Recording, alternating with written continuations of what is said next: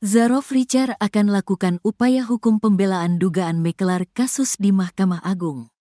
Kuasa hukum tersangka Zarof Richard, Handika Honggowongso, mengatakan kliennya akan melakukan upaya hukum pembelaan terkait kasus dugaan makelar kasus di Mahkamah Agung. Zarof merupakan mantan Kepala Badan Penelitian dan Pengembangan Pendidikan dan Pelatihan Hukum dan Peradilan Mahkamah Agung periode tahun 2017 sampai tahun 2022. Kasus yang menyeretnya saat ini tengah ditangani penyidik Kejaksaan Agung, Kejagung.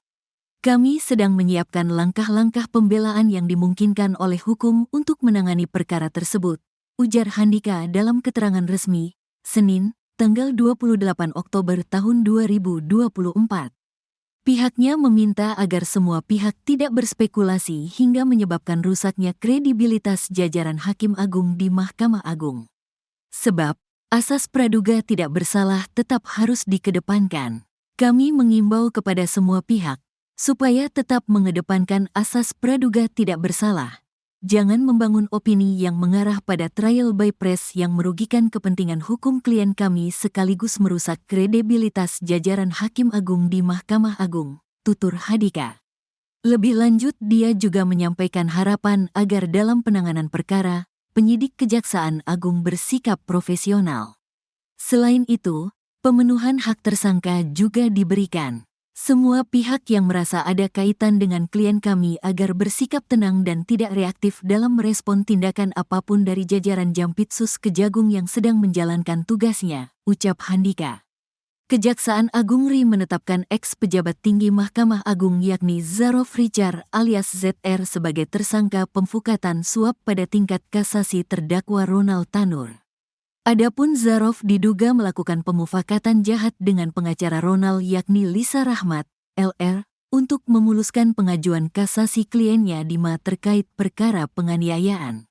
Setelah dilakukan pemeriksaan Jumat tanggal 25 Oktober tahun 2024, jaksa penyidik pada Jampitsus menetapkan 2 tersangka karena ditemukan bukti permulaan yang cukup adanya tindak pidana korupsi, yaitu pertama ZR selaku mantan pejabat tinggi Mahkamah Agung, ucap Direktur Penyidikan pada Jampitsus Kejagung RI, Abdul Kohar dalam jumpa pers di Gedung Kejagung RI, Jumat tanggal 25 Oktober tahun 2024.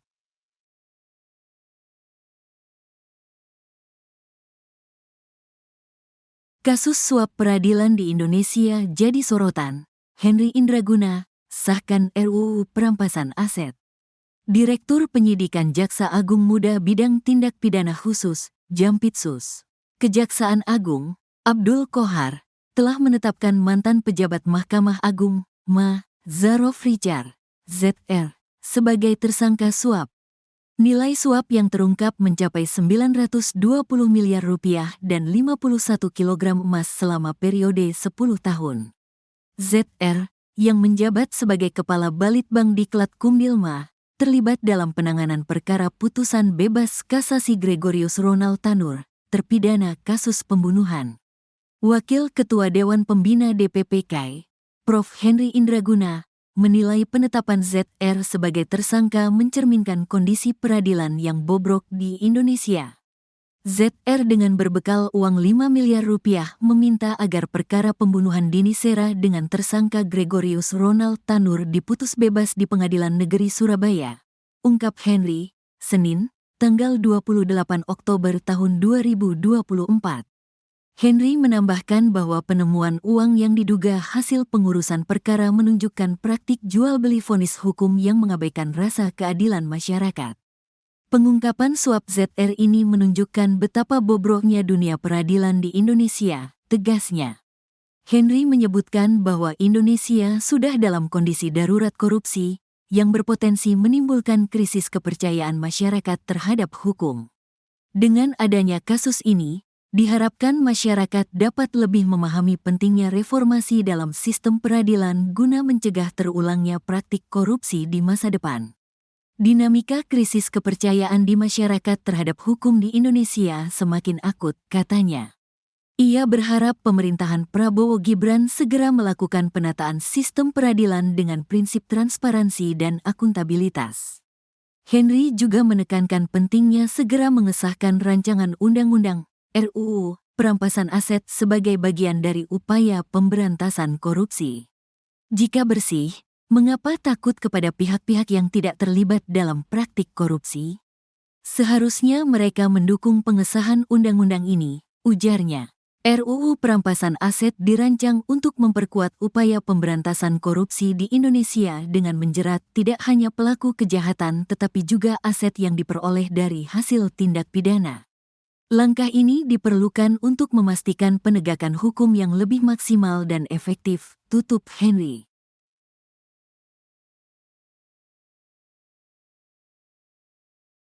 Penemuan uang hingga emas di kediaman mantan Kepala Balitbang Diklat Kumdil Mahkamah Agung, Zarof Richard cukup mencengangkan.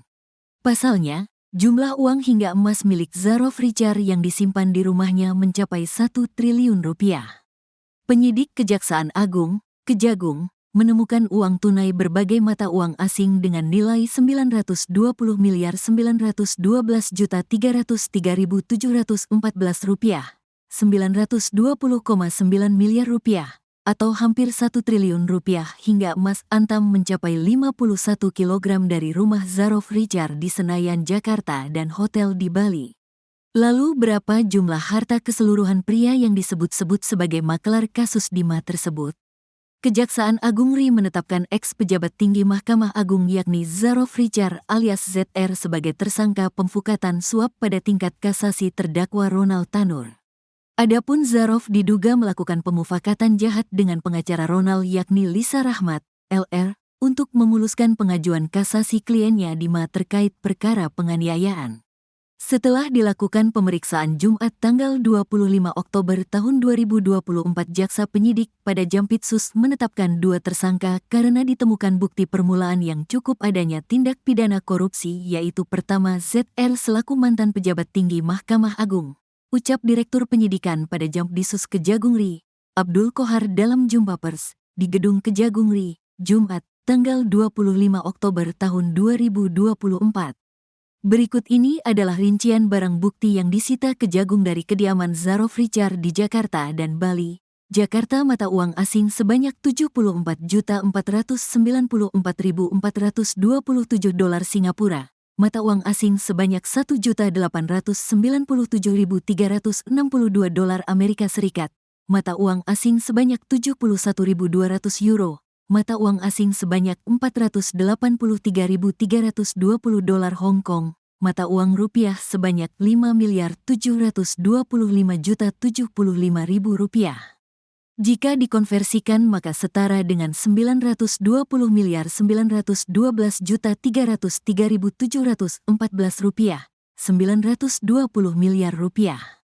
Logam mulia yaitu jenis emas fine gold 999.9 kepingan 100 gram sebanyak 449 buah dan logam mulia emas antam kepingan 100 gram sebanyak 20 buah sehingga total logam mulia jenis emas antam seberat 46,9 kg.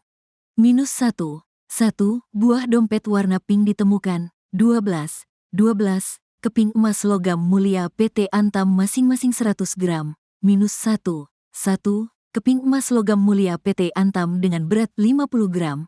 Minus 1 buah dompet pink garis yang berisikan 7 keping emas logam mulia PT Antam masing-masing 100 gram dan 3 keping emas logam mulia PT Antam masing-masing 50 gram.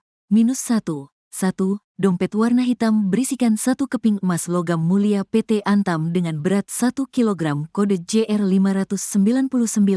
Minus 1 buah plastik warna abu-abu berisikan 10 keping emas logam mulia PT Antam masing-masing 100 gram. Minus 3 lembar sertifikat Diamond NPNEN ISO IEC 17025. Minus 3 lembar kwitansi toko emas mulia. 1 ikat uang tunai pecahan Rp100.000 sebanyak 100 lembar totalnya 10 juta rupiah. 1 ikat uang tunai pecahan Rp50.000 sebanyak 98 lembar totalnya Rp4.900.000. 1 ikat uang tunai pecahan Rp100.000 sebanyak 33 lembar totalnya Rp3.300.000. 1 1. Ikat uang tunai pecahan Rp100.000 sebanyak 19 lembar, pecahan Rp5.000 sebanyak 5 lembar totalnya Rp1.925.000. 1. Ikat uang tunai pecahan Rp5.000 sebanyak 35 lembar totalnya Rp175.000. Uang tunai dalam dompet sebanyak Rp114.000. Gregorius Ronald Tanur, pria yang terlibat dalam kasus penganiayaan yang mengakibatkan kematian kekasihnya, Dini Sera Afriyanti, akhirnya dijatuhi vonis penjara. Sebelumnya, dalam putusan sebelumnya di PN Surabaya yang disebut-sebut kontroversial, Ronald Tanur dinyatakan bebas. Namun Mahkamah Agung, MA, menganulir keputusan bebas dan memutuskan untuk menjatuhi hukuman penjara selama 5 tahun kepada Ronald Tanur. Amar putusan, kabul kasasi penuntut umum, batal judeks fakti. Demikian amar putusan dikutip dari laman Kepaniteraan MA, Rabu, tanggal 23 Oktober tahun 2024. Ronald Tanur terbukti melanggar pasal 351 ayat 3 KUHP dengan pidana penjara selama 5 tahun. Putusan MA ini sekaligus menganulir putusan PN Surabaya yang menyatakan bahwa Ronald Tanur tidak terbukti melakukan penganiayaan terhadap Dini, yang menyebabkan kematiannya. 3 hakim yang terlibat dalam keputusan tersebut adalah Eri Tuah Damanik, Mangapul, dan Hari Hanindyo.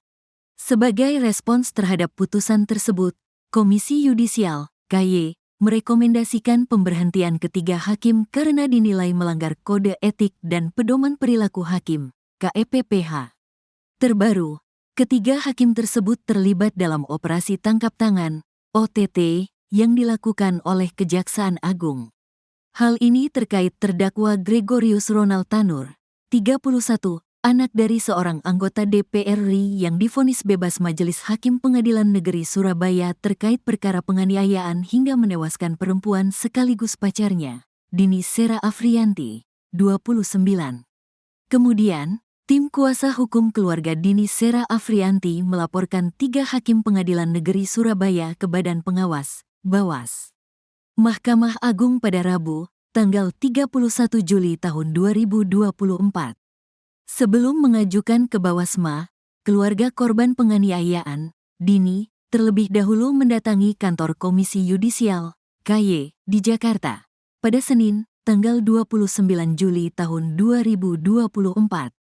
Sebagaimana diketahui, dalam sidang sebelumnya, Majelis Hakim di PN Surabaya membiaskan Gregorius Ronald Tanur yang dianggap tidak terbukti bersalah melakukan pembunuhan maupun penganiayaan yang menyebabkan tewasnya Dini.